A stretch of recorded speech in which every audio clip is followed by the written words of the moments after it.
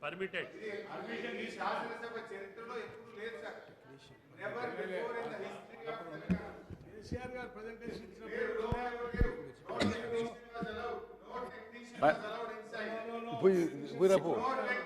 Please. He was there. Please, please.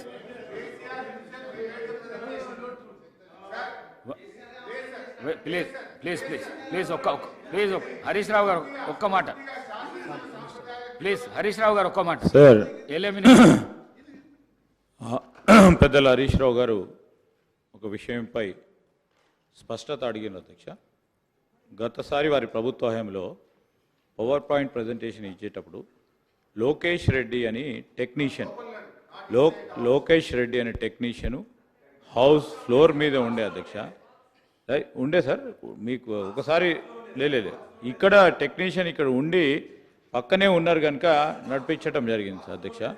ఈరోజు నేను కూడా మీ అనుమతితోనే టెక్నీషియన్ని కూడా అలౌ చేయడం జరిగింది. స్పీకర్ పర్మిషన్ ఉంటే honourable speaker has every right to allow or disallow any member who would be required in the proceedings of the house. Minister garu. Sir. Speaker sir.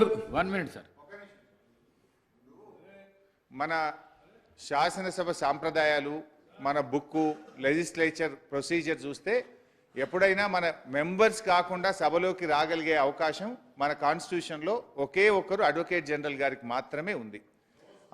On the request of the speaker only advocate general గారు వచ్చి ఈ శాసనసభలో opinion ఇవ్వడానికి శాసనసభలో వారికి ప్రత్యేకంగా ఒక స్థానం కేటాయించబడి ఉంటుంది. కానీ నేను 25 ఏళ్ళుగా ఈ సభలో 20 ఏళ్ళుగా ఉన్నాం. అంతకుముందు కూడా మేము చూసాం అధ్యక్ష. ఏ రోజు కూడా ఒక టెక్నీషియన్ను నాన్ మెంబర్ను ఈ సభలోకి అలో చేసిన చరిత్ర లేదు అధ్యక్ష. దయచేసి కొత్త సాంప్రదాయాలు తేవద్దు. మంత్రి గారిని చేయమనండి ప్రజెంటేషను. ఆ రోజు కేసీఆర్ గారు చేసినప్పుడు కూడా టెక్నీషియన్ లోపల సభలో లేడు, కేసీఆర్ గారే స్వయంగా చేశారు అధ్యక్ష. దయచేసి ఇప్పటికైనా ఈ రకమైనటువంటి రేపు ఎవరిని బట్టి వాళ్ళనే సభలోకి తెస్తాం అధ్యక్ష. ఇదేమైనా పద్ధతి? ఇది ఎవరిని బట్టి వాళ్ళని సభలోకి తెచ్చి కూర్చోబెడితే సభ్యుల యొక్క శాంటిటీ కూడా దెబ్బతింటది. దయచేసి టెక్నీషియన్ బయటకు పంపి మంత్రి గారు ప్రజెంటేషన్ ఇవ్వాల్సిందిగా కోరుతున్నాం. హరీష్ రావు గారి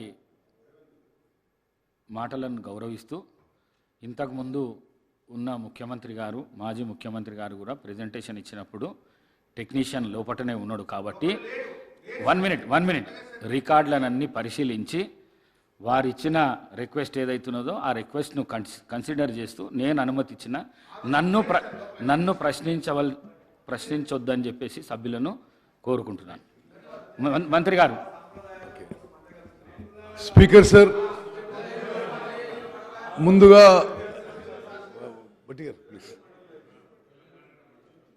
ప్రభుత్వానికి